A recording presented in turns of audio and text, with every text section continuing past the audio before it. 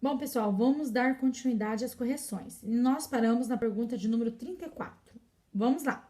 O combate à violência contra o idoso é uma demanda presente no âmbito da saúde para a equipe multiprofissional, não sendo atribuição privativa do serviço social a responsabilidade pela notificação. É função de toda a equipe. Notificar, pessoal, casos de violência em relação ao idoso é função de toda a equipe, não é função só do assistente social. Assim sendo, segundo o artigo 19 do Estatuto do Idoso, os casos de suspeita ou confirmação de violência contra idosos serão objeto de notificação compulsória pelos profissionais de saúde que atuam em serviços de saúde públicos e privados nos seguintes órgãos. Então, nos casos de suspeita ou confirmação de violência contra os idosos, os profissionais vinculados ao serviço de saúde, tanto no âmbito público quanto no âmbito privado, eles precisam notificar quem? Eu já vou direto para a resposta, tá? Eles precisam notificar a autoridade sanitária. Eles precisam notificar o Conselho do Idoso. Eles precisam notificar o Ministério Público. Eles precisam notificar a autoridade policial. Então, as alternativas corretas é a 1, a 2, a 4 e a 8. Assim, é a alternativa B, que estará correta. Beleza? É só vocês irem lá no artigo 19 que vocês vão encontrar isso facilmente. Tanto os casos de suspeita quanto confirmação de violência contra idosos, tá bom? 35. No que se refere à deliberação do CIB Paraná, número 034 de 99, que dispõe sobre a normatização do tratamento fora do domicílio no Paraná, é correto afirmar que... Eu já vou direto na resposta correta, tá?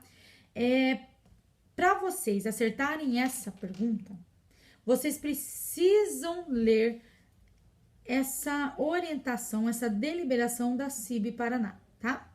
Nessa deliberação, vai falar que o assistente social, nos casos de tratamento fora de domicílio, precisa realizar um estudo socioeconômico, um estudo social, e a partir disso, verificar se é necessário acompanhante para o paciente ou não neste tratamento fora de domicílio. Assim, a alternativa correta é a B. No processo de viabilização do TFD, cabe ao serviço social receber o paciente responsável e, após estudo social, emitir parecer quanto à necessidade de acompanhante. Pessoal, aí vai entrar uma série de questões. Adriele, mas se o Estatuto da Criança e do Adolescente garante, se o Estatuto do Idoso garante, como que fica?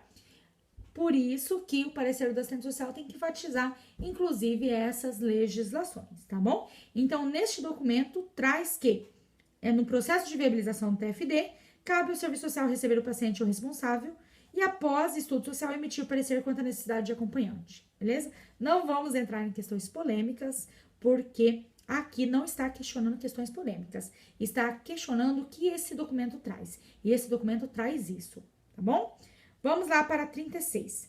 A equipe de saúde, em seu cotidiano, realiza atendimentos a diversos segmentos, entre os quais destaca-se o atendimento à pessoa com deficiência. No que se refere à saúde da pessoa com deficiência, a legislação determina. Só para colocar para vocês que recentemente nós tivemos a aprovação do Estatuto da Pessoa com Deficiência, que é a Lei número 13.146 de 2015. Provavelmente, se cair algo hoje na prova do concurso, não vai cair essas legislações anteriores, vai cair o Estatuto da Pessoa com Deficiência, beleza? Então, só para colocar aqui, na época da elaboração desta prova, não tinha o Estatuto da Pessoa com Deficiência. Então, por isso que essa pergunta aqui e as alternativas apresentam alguns equívocos. Inclusive, traz algumas terminologias. Portador de deficiência. E nós sabemos que não é portador de deficiência, é pessoa com deficiência. Então, lembrando e levando em consideração que eu vou corrigir esta pergunta situada no processo histórico que foi lá do ano de 2012, se eu não me engano, aonde essa prova foi feita, tá bom? Então, neste período, a garantia de acesso às pessoas portadoras de deficiência aos estabelecimentos de saúde públicos e de seu adequado tratamento nesses ambientes sobre normas técnicas e padrões de conduta apropriados, a lei não faz referência aos estabelecimentos privados? Então, na verdade, essa pergunta aqui vai se referir à lei de número 7.853 de 1989. Nesta lei em específico, vai falar sobre a garantia do acesso das pessoas portadoras de deficiência aos estabelecimentos de saúde públicos e de seu adequado tratamento nesses ambientes. Porém, nessa lei, fala tanto dos estabelecimentos públicos quanto dos estabelecimentos privados. E aqui está afirmando que a lei não faz referência aos estabelecimentos privados. Então, está errada essa alternativa. 2. A garantia de atendimento domiciliar de saúde ao deficiente grave não internado? Correto, pessoal. A lei vai falar sobre isso. Essa lei número 7.853 de 1989, ela traz que é garantido o atendimento domiciliar de saúde ao deficiente grave não internado. Beleza? Vamos lá. 3. Constitui crime recusar, retardar ou dificultar a internação ou deixar de prestar assistência médico-hospitalar e ambulatorial quando possível à pessoa portadora de deficiência? Essa alternativa também está correta. Lembrando que hoje nós não utilizamos mais a terminologia portador de deficiência, e sim pessoa com deficiência, tá bom? Se fosse hoje, sem dúvida nenhuma, caberia recurso aí, tá? 4. A Constituição Federal do Brasil, no artigo 227, artigo 227 fala sobre criança, adolescente e jovem? Vamos lá. Então, a Constituição Federal do Brasil, no artigo 227, responsabiliza quanto à assistência integral às pessoas portadoras de deficiência, a família e a sociedade, não fazendo referência ao Estado. Peraí. Artigo 227 fala sobre criança, adolescente e jovem. E aqui está referindo a pessoa portadora de deficiência. Está errada essa alternativa, beleza? 5. A Constituição Federal do Brasil, no artigo 244, define sobre a adaptação dos logradouros e nos edifícios de uso público e dos veículos de transporte coletivo para garantir a acessibilidade. Está correto, tá, pessoal? Essa alternativa está correta. No artigo 244, vai falar que a legislação irá definir sobre a adaptação dos logradouros, edifícios de uso público, dos veículos de transporte coletivos e tudo mais. Então, está correta. Assim, a alternativa 2, 3 e 5 estão corretas. Ou seja, alternativa C. Apenas as afirmativas 2, 3 e 5 estão corretas. Vamos lá para 37. Segundo Martinelli, instrumental é o conjunto articulado de instrumentos e técnicas que permite a operacionalização da ação profissional. Beleza? Essa pergunta vai falar um pouquinho sobre a questão do instrumental. Para Magalhães, a utilização do instrumental pressupõe interações comunicativas que podem ser efetuadas face a face ou por meio da escrita. No primeiro caso, estão a entrevista, o grupo, a reunião de equipe, a visita domiciliar. E no segundo, os relatórios e os laudos. Tendo presente a entrevista enquanto instrumental do serviço social, assinada a alternativa correta. Então, em relação à entrevista, tendo presente a entrevista enquanto instrumental do serviço social, assinada a alternativa correta. As peculiaridades da linguagem devem ser observadas porque fornecem indícios importantes para a avaliação. Tal fato significa falar igual, para que o usuário se sinta à vontade e acolhido? Pessoal, tem nada a ver, né? Nós precisamos falar igual a todo momento. Se o usuário, por exemplo, tem um erro de português, nós temos que ter um erro de português também. Se o usuário tem um linguajar falando algumas terminologias, sei lá, mano, mocó, não sei o quê, nós precisamos falar igual. Nós temos o nosso linguajar técnico. Nós precisamos falar de uma forma que o usuário compreenda. Mas essa pergunta aqui traz essa alternativa de forma equivocada, tá bom? Nós temos que falar numa linguagem compreensiva. Nós não temos que usar a mesma forma de falar, a mesma linguagem. Não temos que falar igual, tá? Nós temos que ser respeitosos, ter um ambiente acolhedor. Nós precisamos saber escutar, nós precisamos saber intervir. Mas aqui ela traz um equívoco na alternativa.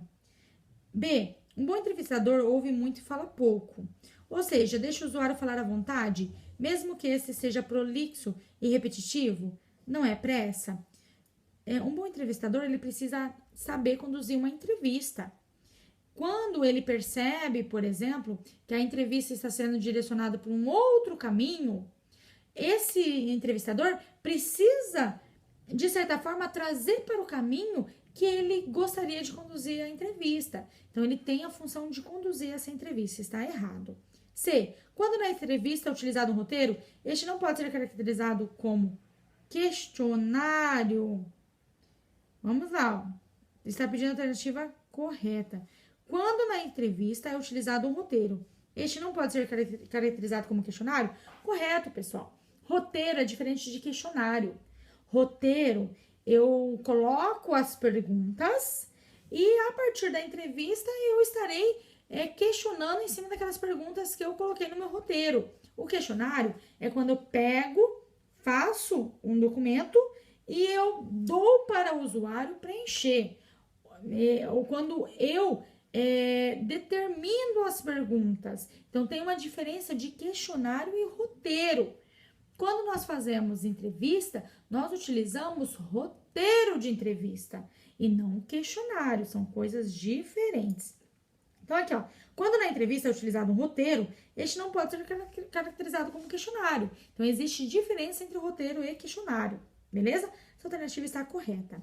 D. Na relação de igualdade estabelecida com o usuário, é permitido ao profissional do serviço social estabelecer críticas e aconselhar o usuário sobre seus serviços? Pessoal, tomemos muito cuidado. Quem somos nós, enquanto assistentes sociais, para ficarmos aconselhando, para estabelecermos crítica em relação ao posicionamento, às atitudes dos usuários, né? Tomemos muito cuidado para não trabalharmos numa perspectiva de responsabilização e criminalização deste usuário.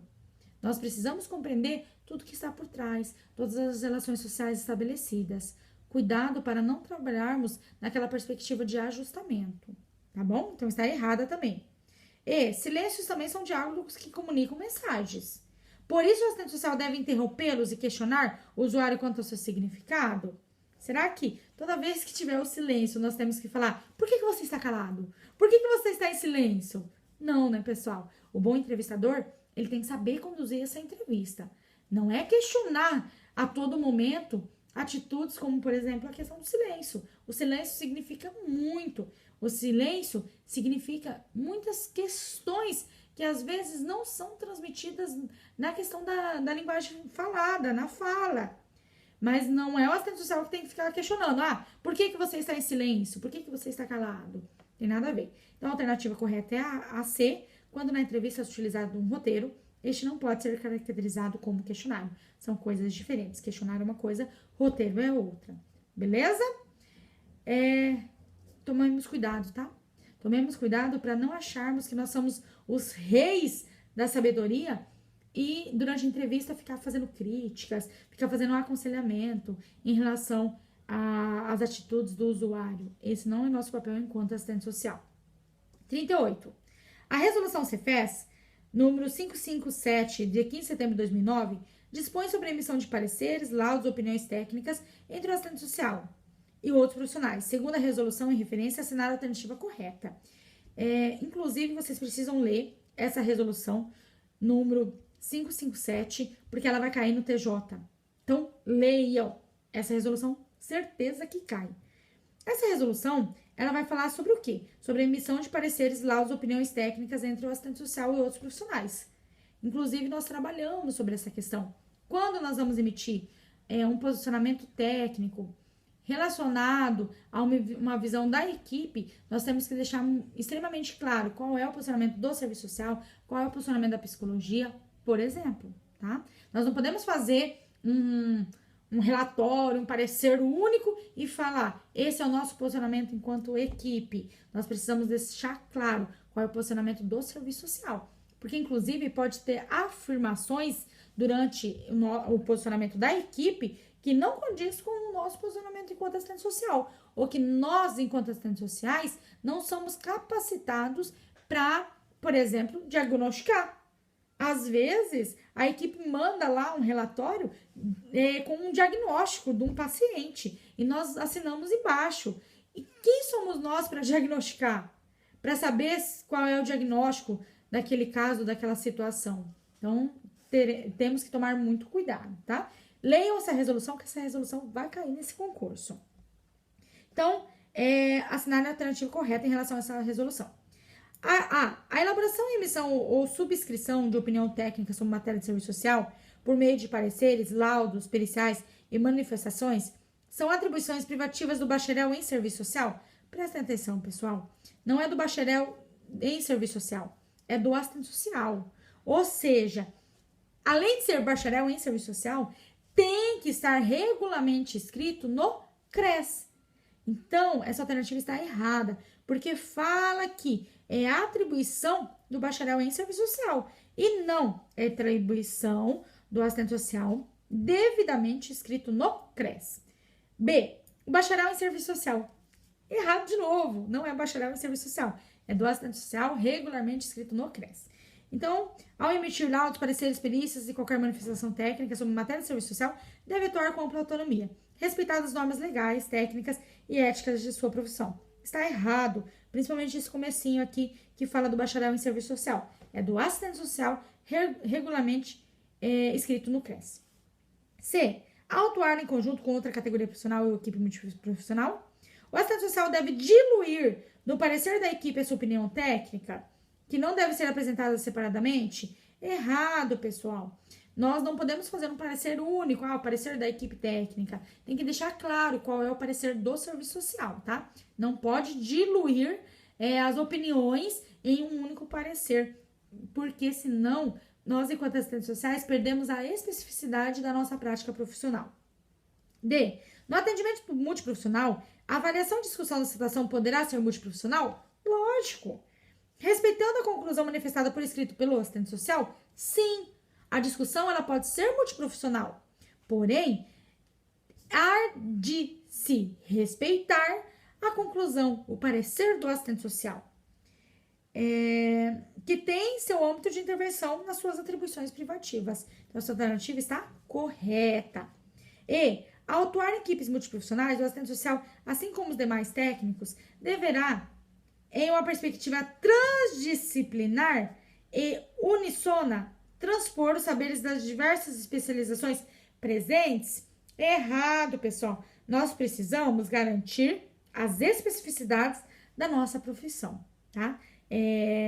Mesmo que nós atuemos em equipes multiprofissionais, nós não vamos trabalhar numa perspectiva transdisciplinar, principalmente quando nós escrevemos os nossos relatórios, os nossos pareceres. Tem que ser mantido a especificidade da nossa profissão. Beleza?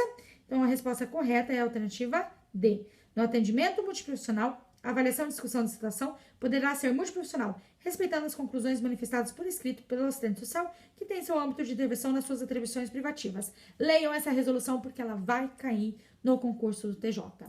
Nossa, passei um monte do horário já. Beijo. Até mais, estudem bastante.